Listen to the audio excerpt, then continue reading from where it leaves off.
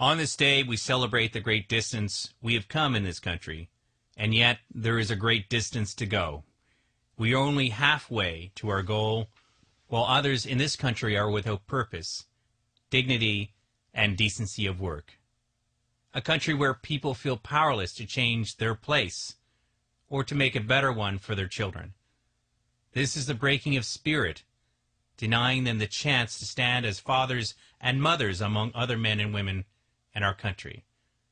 What this country needs now is new hope, a renewed faith in work, jobs with dignity, self-reliance, and integrity of family. When the rights of one are denied, all are endangered.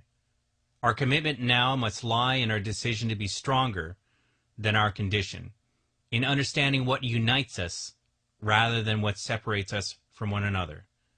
Albert Camus once wrote that truth needs witnesses and testimony. This will come with slow deliberation of time and a temperance of spirit. The struggles of the past are still with us today. They define the reasons why we are gathered here. We cannot forget the profound effects of the condition of an individual has on the will of the community. The community itself is not the greatest asset, but rather its individuals are. The greatest challenge we now face is the violence of institutions' indifference, inaction, and slow decay.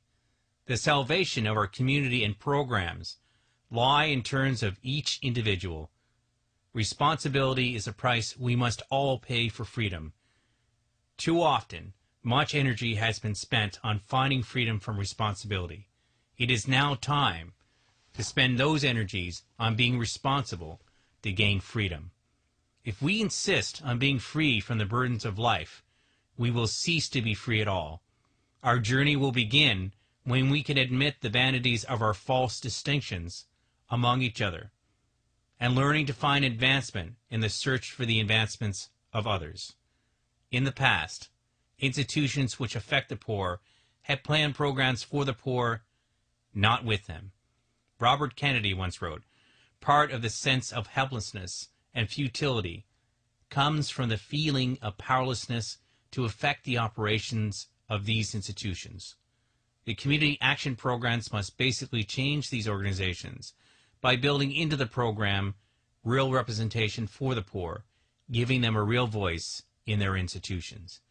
Perhaps we will not prevent this from being a world where human tragedy exists, but in the least come to understand our own power to affect the amount of human suffering. The journey lies not before us, but within us. If we fail to seek control of a disciplined community spirit, our efforts may end enslaved by our own inactions. We must always make our efforts to understand, to comprehend, and replace violence with compassion and love, helping others to return to a more human time and place in their lives where the promises of these programs are at last fulfilled for all.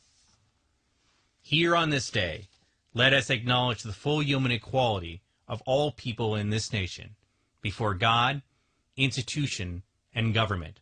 Finally, let us dedicate ourselves to what the Greeks taught so many years ago, to tame the savages of man and make gentle the life of this world.